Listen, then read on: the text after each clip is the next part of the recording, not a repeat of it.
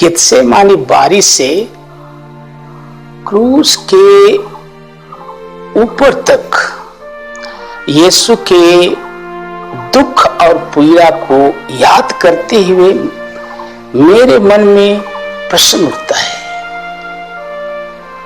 कि क्रूस के ऊपर मरने वाला मनुष्य कौन था। संत यूहन्ना के सुसमाचार अध्याय 19 पद संख्या 5 में पिलातुस ने कहा, यही है वह मनुष्य। उत्पत्ति ग्रंथ में अध्याय 1 पद संख्या 27 में कहता है, ईश्वर ने मनुष्य को अपना प्रतिरूप बनाया। God made a man in his own image and likeness। लेकिन मनुष्य का इतिहास देखिए, एक व्यक्ति के पतन और प्राप्त श्राप के द्वारा संपूर्ण मानव जाति नष्ट हो गई। संत पौलुस रोमियो के पत्र अध्याय 5 पद संख्या 12 में कहते हैं, एक मनुष्य के द्वारा संसार में पाप का प्रवेश हुआ और पाप के द्वारा मृत्यु। और इस प्रकार यह सब मनुष्यों में फैल गई क्योंकि सब पापी थे। संत यूहन्ना के सुसमाचार अध्याय 3 पद संख्या 16 बताता है कि ईश्वर ने मनुष्य को इतना प्यार किया कि उसने उसके लिए अपने इकलौते पुत्र को भेज दिया, जिससे जो कोई उसमें विश्वास करे उनका सर्वनाश ना हो बल्कि अनंत जीवन प्राप्त करे। संत यूहन्ना के सुसमाचार अध्याय 1 पद संख्या 14 में कहता है, ईश्वर मनुष्य बना। यीशु के अबीती का विहंगम दृष्टि से देखे तो संत लूकस के सुसमाचार अध्याय 22 में फरीसी और लोगों के नेताओं ने यीशु को गिरफ्तार करने के लिए चिल्लाने लगे। संत यूहन्ना के सुसमाचार अध्याय 5 में यीशु को मार डालना चाहते थे। संत यूहन्ना के सुसमाचार अध्याय 8 और 10 में यीशु को पत्थर से मार डालना चाहते थे। क्यों? क्योंकि यीशु को लोग प्यार करते थे, खुशी से उसे स्वीकार करते थे और उनकी बातों को सुनने के लिए उसके पीछे गिरे पड़ते थे। इसलिए फरीसी लोग उससे ईर्ष्या करते थे। यीशु ख्रीस्त अधिकार और सामर्थ्य के साथ खुले रूप से बात करते थे, इसलिए फरीसी सादूसी लोग उससे घृणा करते थे। इतिहास देखिए, अब्राहम से लेकर अब तक की पीढ़ी विदेशों की गुलामी में थे। उनका जीवन अत्याचार से त्रस्त था और यीशु ख्रीस्त को नए राजा के रूप में देखने लगे थे। इसलिए यहूदी नेता और जनता और फरीसी लोग उससे डरने लगे। अंततः संत यूहन्ना के सुसमाचार अध्याय 19 पद संख्या 1 बताता है कि उन्होंने उन्हें क्रूस पर चढ़ा दिया। क्रूस पर चढ़ने वालों में यीशु अकेले नहीं थे।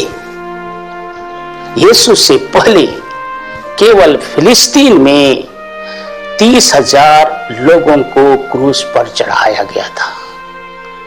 लेकिन यीशु आखिरी नहीं थे, लेकिन संसार की खोई हुई आत्मा के लिए मरने वालों में एकमात्र यीशु थे। इसलिए पहला पेतरुस अध्याय 3 पद संख्या 18 कहता है कि धर्मी अधर्मी के लिए मर गए, धर्मी अधर्मी के लिए मर गए। क्यों? क्योंकि हमने यीशु ख्रीस्त को नहीं स्वीकारा, उनकी बातों को नहीं मानी, और इसलिए आज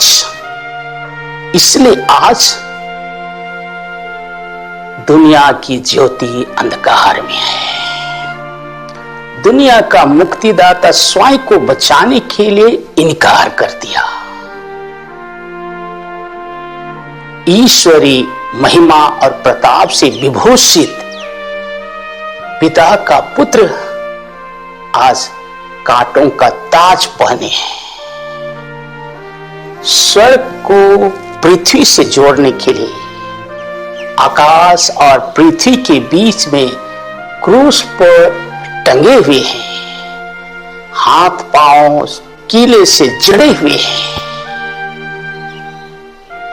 हम प्रत्येक जन को जानना पड़ेगा कि पिलातुस के साथ हर मनुष्य अपना हाथ धो दिए। ऐसी स्थिति में यीशु के सामने, उनकी आंखों के सामने ईश्वर का दिव्य चेहरा भी धूमिल सा दिखाई देता है। यीशु का अकेलापन चूड़ांत पर है। यीशु के मनोदशा को विस्तार रूप से व्याख्या करते हुए स्तोत्र ग्रंथ अध्याय 22 पद संख्या 7 और 8 बताता है, मैं मनुष्य नहीं कीट हूं, मनुष्यों द्वारा तिरस्कृत, लोगों द्वारा परित्यक्त। मुझे जो भी देखते हैं उपहास करते हैं। मेरा शरीर ठीकरे की तरह सूख गई है, मेरी जिह्वा तालू से सट गई है। वे मुझे मृत्यु के धूल में मिला देना चाहते हैं। कुत्ते मुझे घेरे हुए हैं, कुकर्मियों का दल मेरे चारों ओर खड़े हैं, मेरे हाथ पांव को छेद रहे हैं। मैं अपने एक एक हड्डी को गिना सकता हूं। संसार का पापमय अंधकार, मनुष्य का परित्याग और यीशु ख्रीस्त के व्यक्तिगत आध्यात्मिक अकेलापन दिन के तीसरे पहर में एक अभिव्यक्ति पाई। संत मत्ती के सुसमाचार अध्याय 27 पद संख्या 46 में यीशु ने ऊंचे स्वर से पुकार कर कहा, एली एली लामा सबक्तानी, हे मेरे ईश्वर तूने मुझे क्यों त्याग दिया। संत मत्ती के सुसमाचार अध्याय 27 पद संख्या 50 बताता है, यीशु ने फिर ऊंचे स्वर से पुकार कर प्राण त्याग दिए। इस वक्त हर मनुष्य निर्दयतापूर्ण आंखें बंद कर दी, लेकिन सृष्टि ने साक्षी दी कि उनका प्रभु मर रहा है। रोमियों के नाम संत पौलुस के पत्र अध्याय 8 पद संख्या 22 बताता है कि संपूर्ण सृष्टि अब तक मानो प्रसव पीड़ा में कराहती रही है।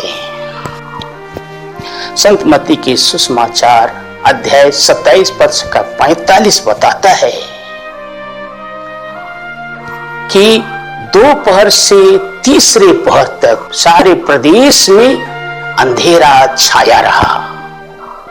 इसका मतलब हुआ क्रूस के ऊपर हमारे दोष का स्थानापन्न यीशु ख्रीस्त के ऊपर जो निर्दोष थे रख दिया गया।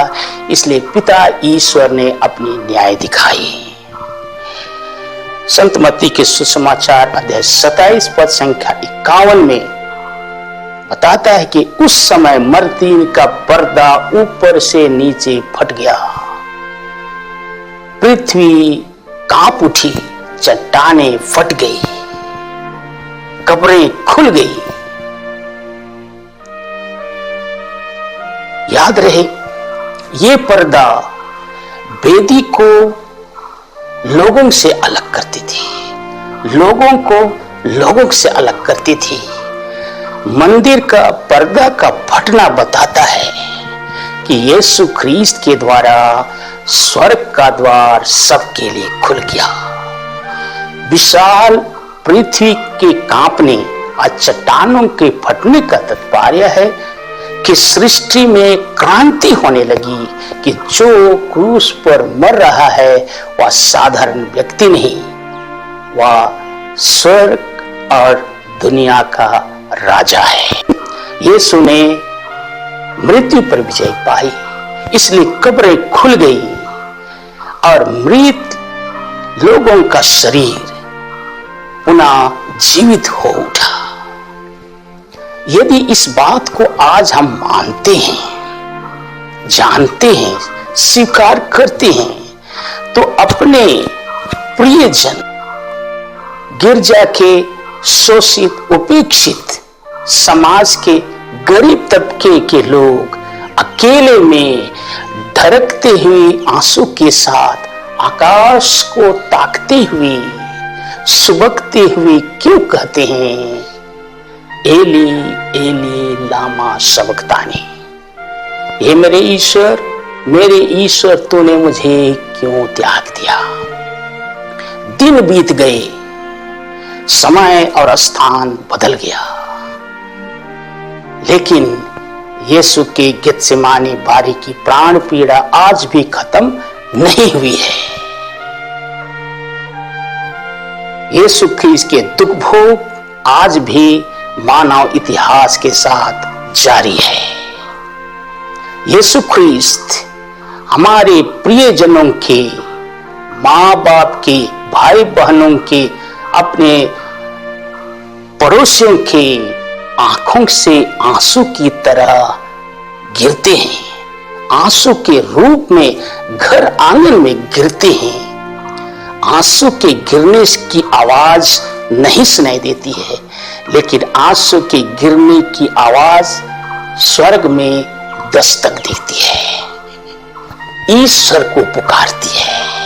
ईर्ष्या, निंदा, शिकायत, घमंड, अहंकार के कारण आज समाज का एक व्यक्ति हर पल क्रूस पर चढ़ाया जाता है। मेरे निर्दयतापूर्ण व्यवहार के कारण मेरे घर आंगन पर आज भी मेरे प्रियजन अकेले में पुकारते हैं, एली एली लामा सबक्तानी। मेरे प्रियजन, ख्रीस्त को माना हुआ वर्षों बीत गया, लेकिन हमारा घर आंगन आज भी बदला नहीं। मेरा समाज, मेरी कलीसिया का मनोभाव बदला नहीं। आइए ख्रीस्त को जाने, स्वीकार करें और विश्वास करें। माय फादर विजय। धन्यवाद।